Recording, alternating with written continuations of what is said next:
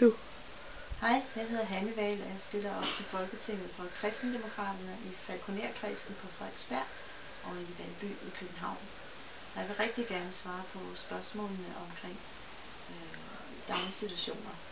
Selv arbejder jeg faktisk i en af Københavns største daginstitutioner som pædagogmedhjælper. Med hensyn til fastsatte mindstenormeringer i daginstitutionerne, så kan det være en rigtig god ting, hvis det skal fastholde politikerne i at levere en vis kvalitet for vores børn i daginstitutionerne, for personalet ikke mindst.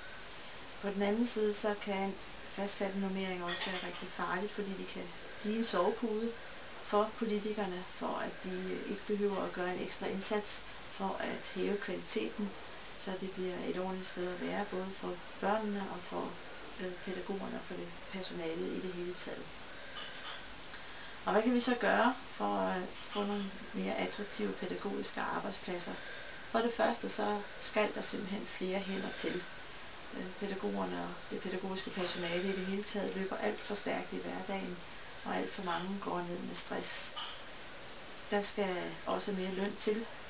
Man skal have en ordentlig løn for det arbejde, man udfører. Det er et stort ansvar at have for børnene hver eneste dag, hvor man er sammen med dem vigtige timer i deres liv og skal være med til at hjælpe deres udvikling, og det skal belønnes på en ordentlig måde. Endelig så skal der være tid til, at pædagogerne kan koncentrere sig om deres faglige arbejde, og ikke kun skulle bruge tid på det administrative omkring dokumentation for læreplaner osv.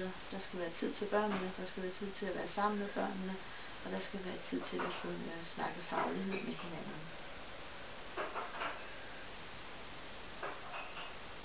Så.